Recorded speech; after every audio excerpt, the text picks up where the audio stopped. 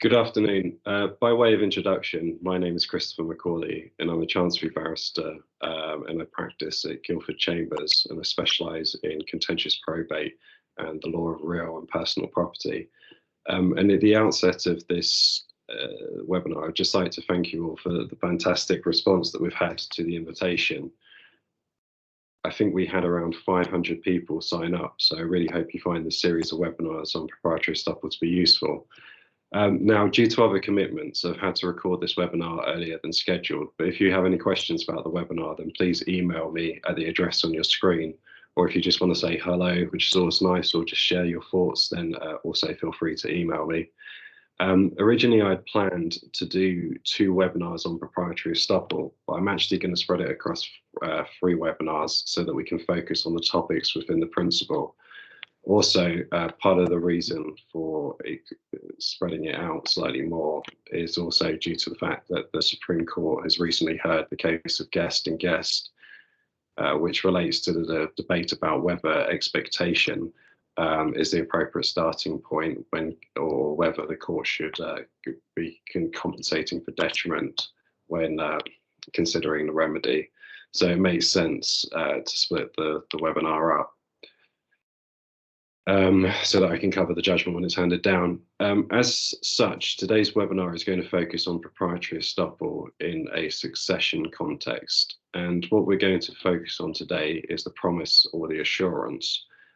And we'll also briefly touch on reliance. And I realise that you're all busy, so I'll try to keep this as succinct as possible and try and limit it to about half an hour or so. And so that you know what the plan is for the other webinars, the second webinar will again focus on proprietary estoppel in a succession context. But that webinar is going to look at detriment, and it's also going to look at the appropriate remedy and guest and guest when that judgment's handed down. As to the third webinar, that will discuss a different point, which relates to the interaction of Section 2 of the Law of Property and Miscellaneous Provisions Act 1989 with proprietary estoppel.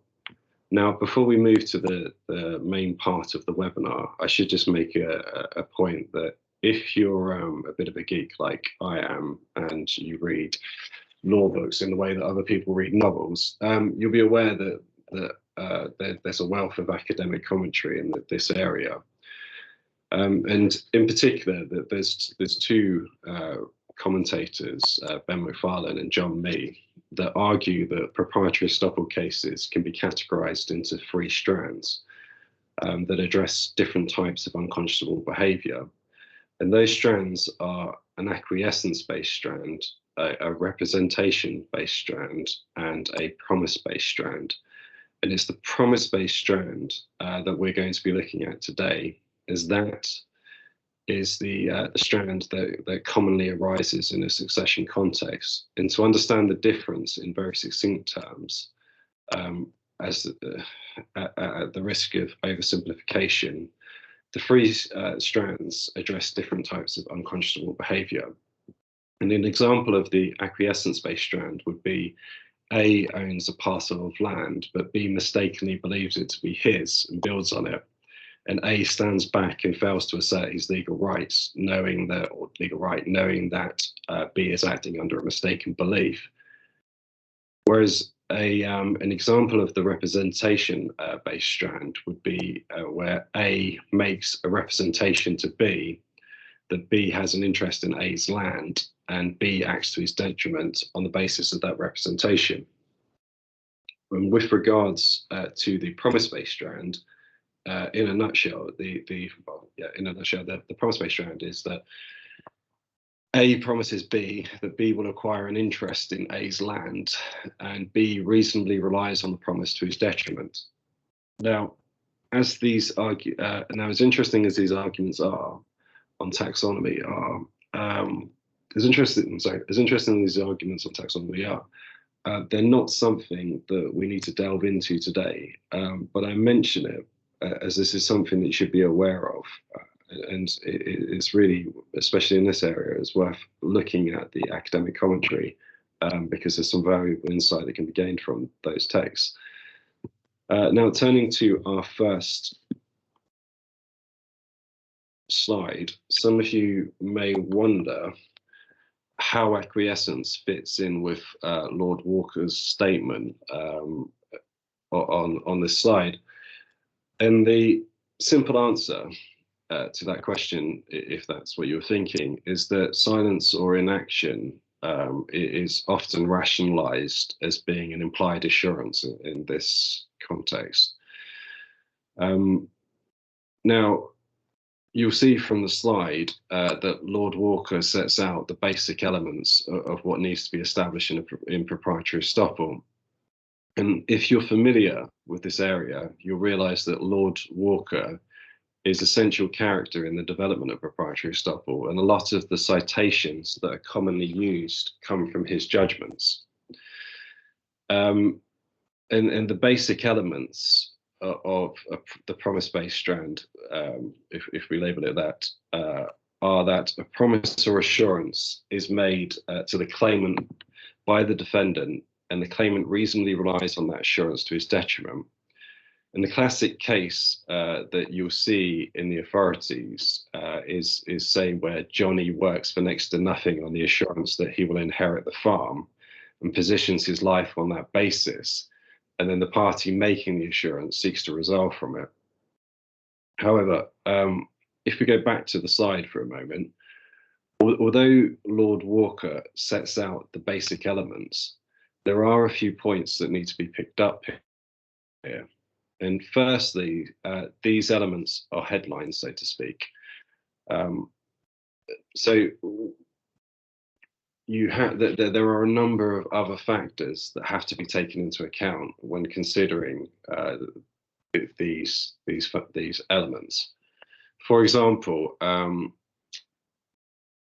if you were to take the promise or assurance, the promise or assurance has to create an expectation of identifiable property.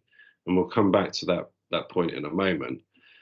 The second point, or general point to note about this sort of basic elements, is that all of them need to be established, and deciding whether an equity has been raised and how to satisfy that equity is a retrospective exercise, and one is looking backwards from when the promise falls due and asking whether it would be unconscionable to allow the defendant to resolve from that promise. And there's a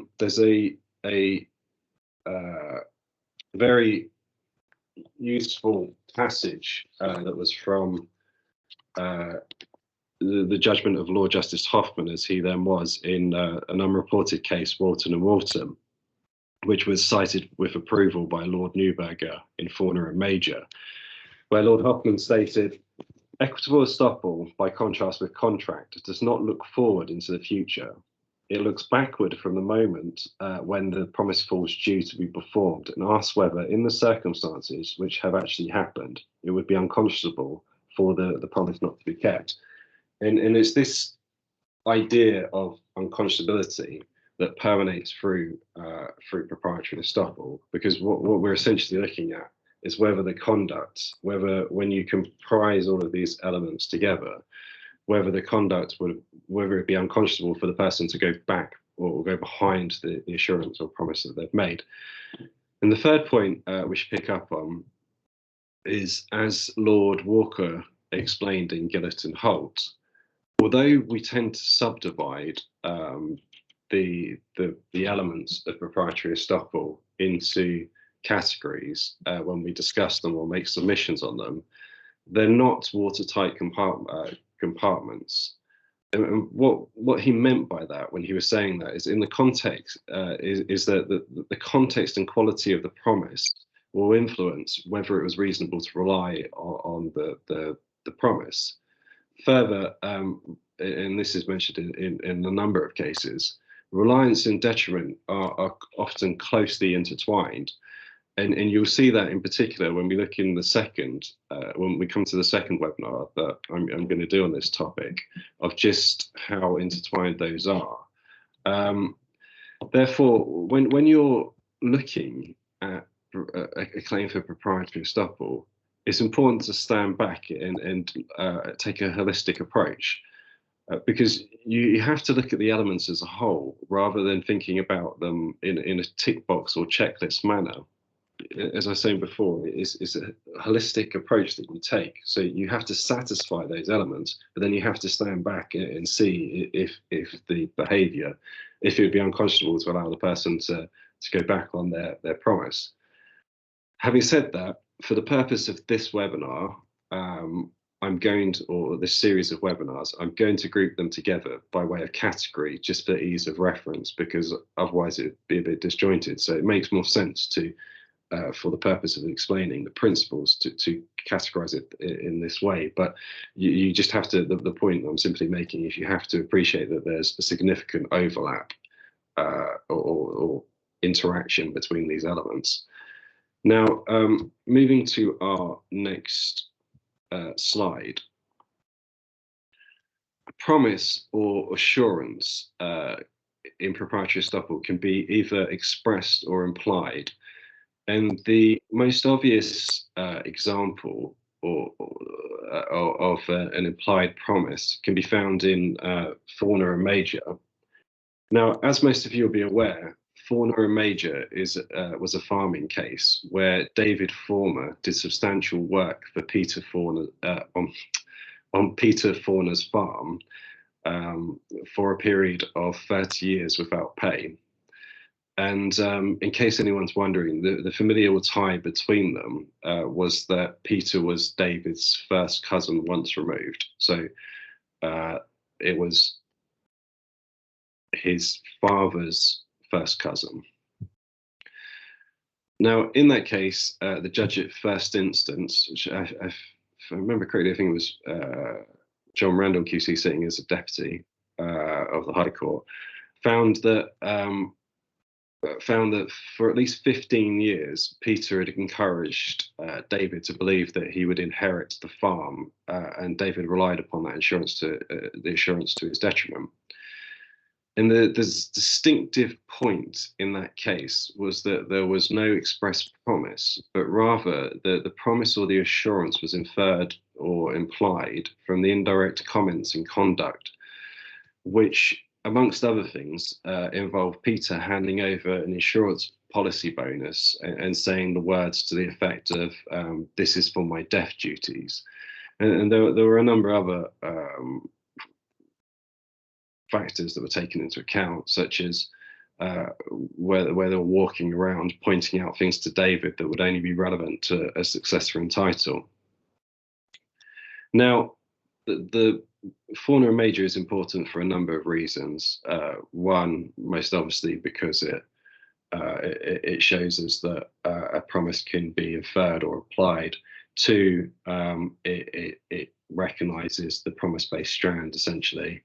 But there's also another important point. Well, there's a number of important points that come out of that case. But the point that I want to pick up on is in relation to context, because the court took into account that Peter was a taciturn private man, and that he was not a direct talker. And against that background, Lord Walker stated, "To establish a proprietary estoppel, the relevant assurance must be clear enough. What amounts to sufficient clarity in a case of this sort is hugely dependent on context. Therefore, context will be key." And the context point is really the main point that I want to get across in this first seminar, as the context will inform us whether it was reasonable for a party to rely on a statement, and it will also inform us what is the meaning of the words that have been used. And the point is very neatly highlighted, at least in my opinion, by the decision of Cook and Thomas, which was a case where proprietary estoppel was asserted by a daughter and her husband against the daughter's against the elderly mother who was seeking to evict them from their home. Now, there are two important points in that case about context, and first of all, the first one is that the judge at first instance had found that the mother had said something along the lines that all of this will be yours one day. But the judge at first instance had found that the statement had not been relied on, nor was it intended to be relied on. And on appeal, the daughter, amongst other things, pointed out the comment was almost identical to the comment made in Gillett and Holt. But the Court of Appeal in Cook and Thomas upheld the judge at first instance decision, i.e. that it was just a statement of present intention if all things went well, and pointed out that there was an obvious distinction between the circumstances as the daughter was the mother's only child who would inherit if she didn't leave a will, whereas Mr. Gillett was not related to Mr. Holt. And as McFarlane points out, the statement in Gillett and Holt was intended to be relied on as it was made against the background in which Mr. Gillett had been asking Mr. Holt to confirm in writing that he would inherit the farm as he was worried about his future. Pursuant to this, the distinction between the two is the context in which the statements were made. And it's important to appreciate that there's a difference between a statement of current intentions as to, there's an important difference when you're looking at statements that are being made between a statement of current intentions as to future conduct and a promise of future conduct that's intended to be relied on.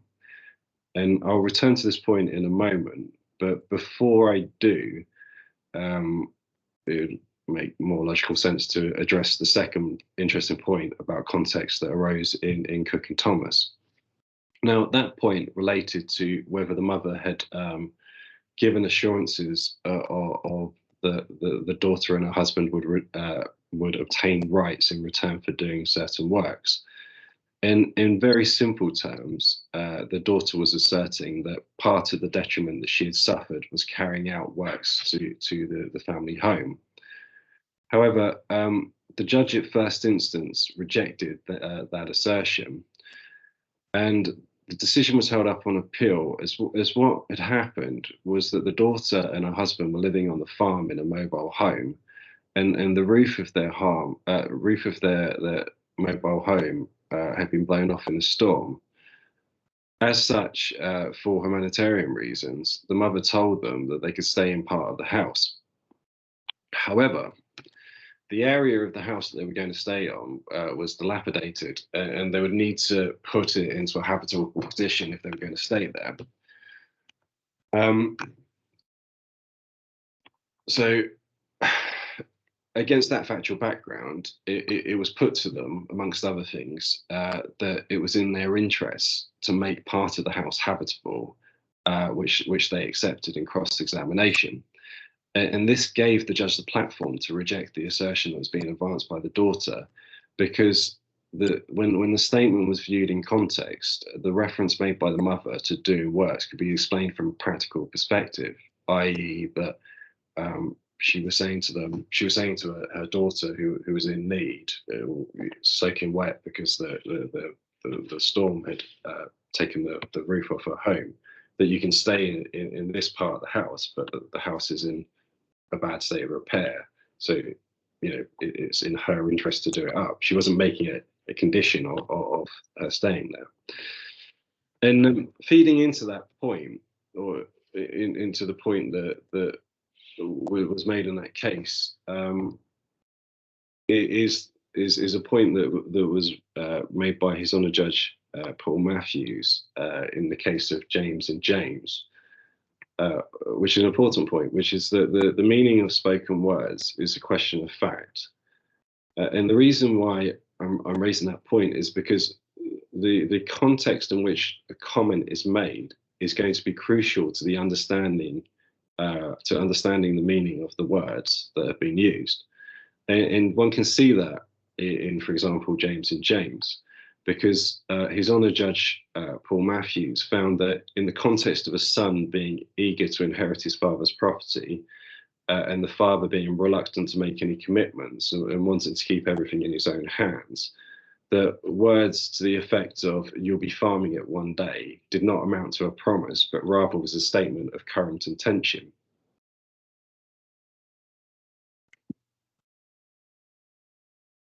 Now, I just want to briefly return to the point, the distinction between statements of current intention and promises or assurances that are intended to be relied on.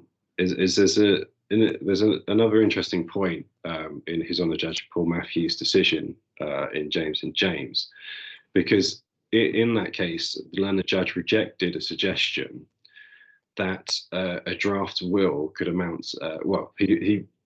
There was an interesting point raised about a draft will, and essentially what happened was the learned judge rejected any suggestion that it could amount to a promise by pointing out that by their very nature, wills are ambulatory, and the maker of a will is not promised. Well, pursuant to that, what he concluded was that the maker of a will is not promising to leave property, as he or she can change his or her mind whenever they want to. Therefore, the showing somebody a draft will in the context of that case was a statement of current intention rather than a promise. Having said that, wills can still be useful in these types of cases. Revoked wills or draft wills can still be useful. And the reason for that is if the will is consistent with the promise that you're seeking to put forward or seeking to establish that was made to the claimant, then it will, it will lend weight to the question of fact as to whether the promise was made. And I should also point out that when you're looking at the promise, you have to look at it on an objective basis. And what you're looking at, what you're trying to determine is whether the promise, whether there was an intention for the promise to be relied on. And when you're looking at that point, you look at it from an objective basis. Therefore, you're looking at it from what a reasonable person with the party's knowledge would have understood the intention and the words to mean.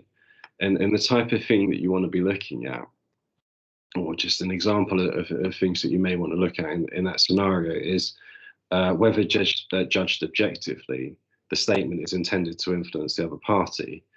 So, for example, if the maker of the statement is trying to convince the other party to turn down an opportunity, then the inference will be that they're making it in response to somebody saying, oh, actually, I'm going to leave and go pursue this other opportunity. And then they make a statement which is promising them some interest or right in land.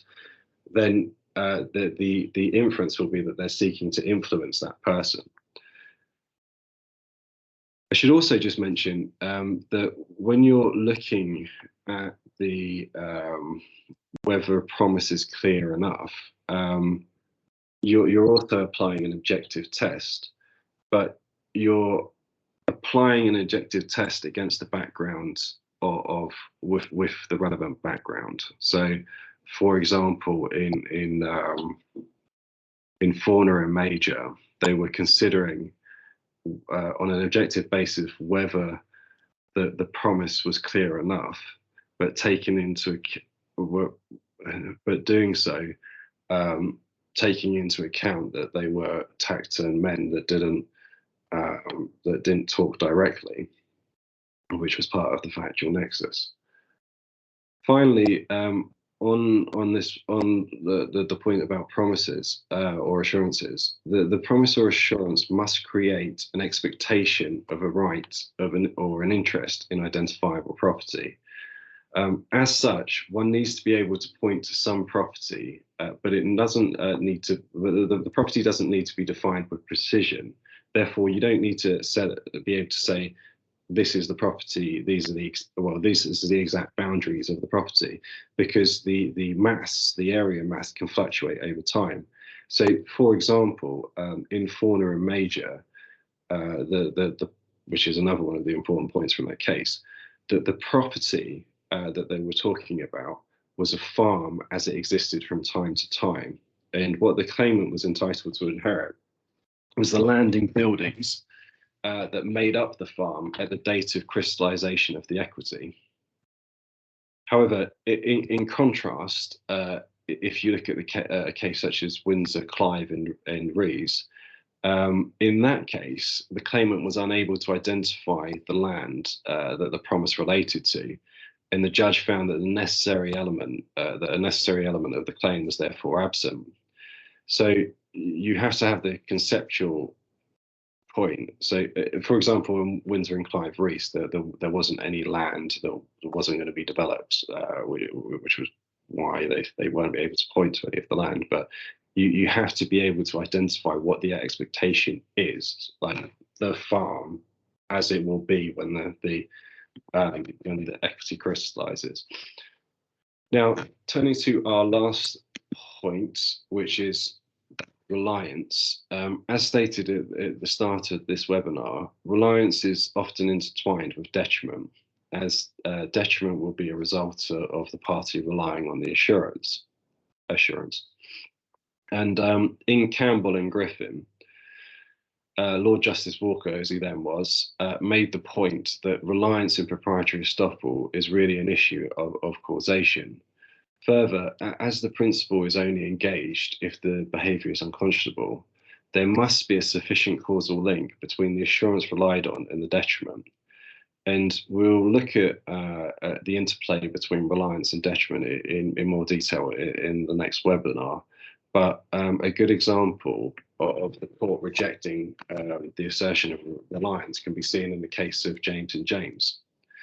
Now, before we finish, I should just draw your attention to one other point on reliance, which is where a claimant has proved that there was a promise and it was intended to be relied on, there will be a presumption that it is being relied on to the claimant's detriment, and the burden of proof will then fall on the defendant to prove that it was not relied on. And this principle or the presumption arises from one of Lord Denning's cases, which is called Greasley and Coke, which has been applied in a number of different cases, like Bassam, it was mentioned in Gillett and Holt.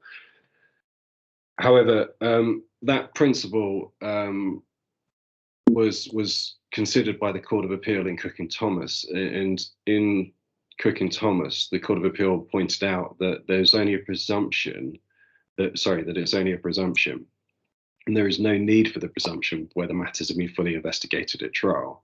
But it is a point that you should be aware of. That concludes our webinar for today, and it's pretty much bang on time. It was 29 minutes, I think, so within the 30 minutes.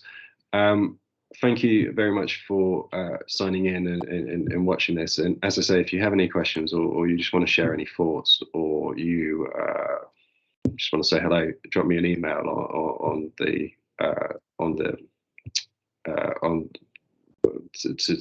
email address on the first slide, and I'll get back to you as soon as I can.